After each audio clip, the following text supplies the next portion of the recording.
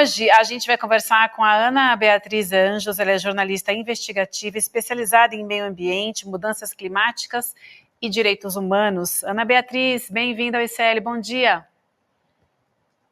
Bom dia, gente, é um prazer estar aqui com vocês. Prazer é todo nosso em te receber. Vamos lá, começou nessa semana em Brasília a 20ª edição do acampamento Terra Livre, a maior mobilização indígena do país.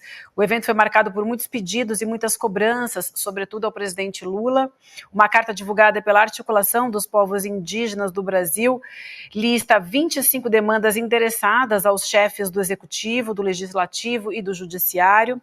No cerne está a cobrança pelo avanço das demarcações de territórios. A Ana Beatriz está acompanhando e pode trazer mais novidades para a gente. O que você notou por lá? Que destaque você faz também dessa lista de reivindicações, Ana, por favor? Bom, gente, eu queria começar então dando um pouquinho de contexto sobre o acampamento Terra Livre. O ATL é a principal assembleia dos povos indígenas do país. Todo mês de abril, que é quando se celebra a luta dos povos originários, ele reúne aqui em Brasília milhares de indígenas de todos os lugares do país. Essa que está acontecendo até amanhã aqui em Brasília é a 20ª edição do ATL, e ela está ocorrendo sob um clima de estremecimento de relações com o governo federal. Isso tem a ver, principalmente, com o ritmo lento das demarcações de terras indígenas, que sempre foi, né, a pauta central desse evento, e que é um direito garantido pela Constituição Federal. Ainda em 2022, durante o governo de transição, foi elaborada uma lista de 14 terras indígenas prontas para homologação. A homologação é a etapa final do processo de demarcação, que depende da assinatura do presidente da República, né? E de acordo com o próprio governo de transição, o ideal era que essas homologações elas fossem anunciadas logo nos 100 primeiros dias de governo, justamente para dar uma sinalização da retomada da política de demarcações, que foi completamente desmantelada pelo governo Bolsonaro, né? O governo Bolsonaro não demarcou nenhuma terra indígena, né? Cumpriu a promessa de campanha que ele havia feito. Só que essas homologações não foram anunciadas, né, nos 100 primeiros dias de governo. As primeiras 6 dessas 14, elas foram anunciadas pelo presidente Lula só no primeiro ATL, né, do ano passado, ou seja, em abril, depois dos 100 primeiros dias, e depois ele anunciou mais 2 em setembro, né, mais adiante. Ou seja, a gente acabou 2023 com 8 terras indígenas homologadas, dessas 14, e entrou em 2024 com 6 dessas homologações pendentes, né. O Ministério dos Povos Indígenas trabalhou muito para que esses anúncios fossem feitos até o fim desse mês de abril, né? Esse abril indígena, inclusive no começo do mês eu entrevistei a ministra Sônia Guajajara, né, ministra dos Povos Indígenas, e ela disse que essa era a intenção. E estava tudo certo para que isso acontecesse na última quinta-feira, quando houve o encerramento da reunião do Conselho Nacional de Política Indigenista. O Lula participou desse encerramento junto a outros ministros, como a ministra Sônia, o ministro Lewandowski e outros, né? Conforme a gente apurou, até 1 hora antes do evento começar, o governo ia mesmo anunciar essas 6 homologações que faltavam. Só que daí, de última hora, o governo recuou e anunciou só 2, né? E aí, como justificativa, o presidente Lula disse que os governadores dos estados, onde ficam essas outras 4 terras que não foram anunciadas, eles pediram mais tempo para o governo federal para entender, analisar o que eles vão fazer com os ocupantes não indígenas dessas terras. E aí, então, o governo federal decidiu ceder esse tempo, né? Lembrando que 2 desses governadores são aliados do governo, né? O governador de Alagoas e o governador da Paraíba. Isso causou, assim, uma grande frustração no movimento indígena, inclusive tinha ali, né, no evento, lideranças desses territórios que estavam esperando para tirar ali a foto com o presidente Lula ao lado da portaria assinada, né? O movimento, ele analisou, né, avaliou que esse argumento utilizado pelo Lula, ele cria mais um entrave às demarcações e, além disso, ele adiciona uma etapa a esse processo de demarcação, né? Essa etapa da consulta aos governadores, que não está prevista em lei, porque o processo de demarcação ele tem que ser feito pelo governo federal, independente dos estados. E aí, diante disso, o movimento indígena, né, a articulação dos povos indígenas do Brasil, a PIB, que organiza o acampamento Terra Livre, decidiu mudar um pouquinho a estratégia de mobilização para esse ano. A carta manifesto que eles divulgam só nos últimos dias de acampamento, eles decidiram divulgar logo no primeiro dia, né? É uma carta que traz 25 demandas. E eles mudaram também o posicionamento em relação ao presidente, né? Nos últimos 2 anos, 2022 e 2023, 22 ainda como pré-candidato à presidência e 23 já como presidente, o Lula foi convidado a comparecer ao acampamento e aceitou o convite, compareceu. Mas nesse ano o movimento decidiu propor uma agenda com o Lula no Planalto. Essa agenda, inclusive, está prevista para acontecer hoje às 4 da tarde.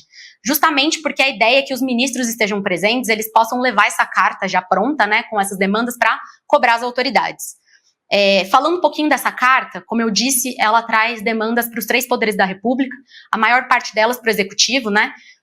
Por exemplo, a homologação dessas terras que faltam, a assinatura de portarias declaratórias de outras 32 terras, né? A portaria declaratória é uma etapa anterior do processo de demarcação, também muito importante, acontece logo depois da publicação do estudo antropológico sobre essas terras. E eles pedem também para o Executivo que reforce, coloque mais empenho na articulação contra a pauta indígena no Congresso Nacional, porque a avaliação das lideranças indígenas do movimento é que muitas vezes o Ministério dos Povos Indígenas ele atua isoladamente para tentar frear o avanço dessas pautas, né? E que isso é muito ruim, porque o Ministério não tem força, né? Então eles pedem que a Casa Civil entre nessas articulações quando necessário, que a Secretaria de Relações Institucionais também entre, né? Para o Legislativo, a principal demanda é o arquivamento de algumas propostas que eles consideram anti-indígenas, né? Principalmente 4 propostas de emenda à Constituição, PECs, patrocinadas pela bancada ruralista, né? A Frente Parlamentar do Agro, que tentam ali mudar o artigo 231 da Constituição, que é o artigo que trata sobre os direitos indígenas, para tentar, entre outras coisas, afastar, né?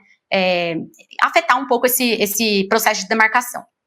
Para o Judiciário, a principal demanda é a derrubada da lei do marco temporal pelo Supremo Tribunal Federal. Relembrando, né, essa lei ela foi aprovada pelo Congresso Nacional em setembro do ano passado. Uma semana depois que o Supremo Tribunal Federal rejeitou a tese do marco temporal, né? A tese do marco temporal, ela diz, basicamente, que uma terra indígena ela só pode ser demarcada se for comprovada a presença da comunidade indígena naquele território na data de promulgação da Constituição, que é outubro de 1988. Isso é considerado muito ruim pelas comunidades indígenas, porque tem povos indígenas que foram expulsos, né? Que não estavam ali naquela data, e isso faria com que eles perdessem o direito à demarcação.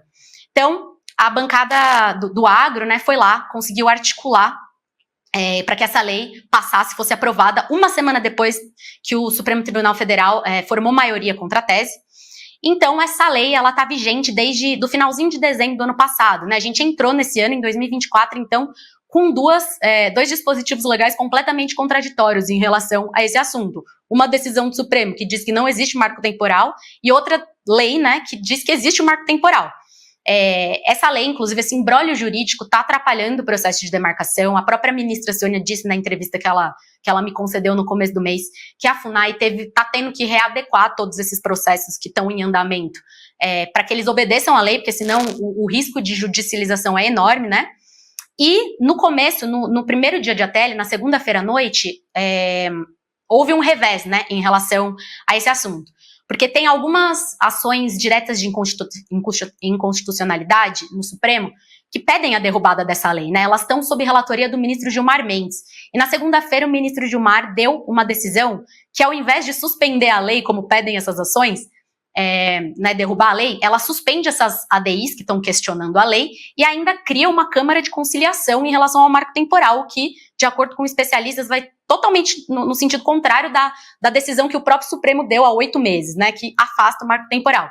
Então aí, nessa Câmara de Conciliação, entidades indígenas, entidades do agro e órgãos públicos, por exemplo, a PGR, precisam se manifestar em 30 dias sobre como chegar a um consenso em relação a esse marco temporal. Isso foi considerado um grande revés, o movimento está aí tentando ver qual vai ser a articulação para lidar, né, diante dessa decisão. Lembrando que Perfeito. O mote do acampamento Terra Livre de hoje, né, que está acontecendo hoje, é justamente nosso marco ancestral, sempre estivemos aqui contra o marco temporal, justamente.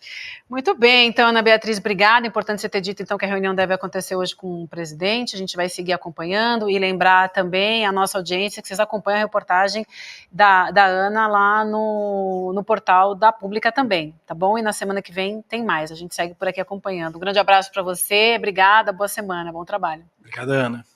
Abraço, gente, igualmente. Abraço, Ana, obrigado.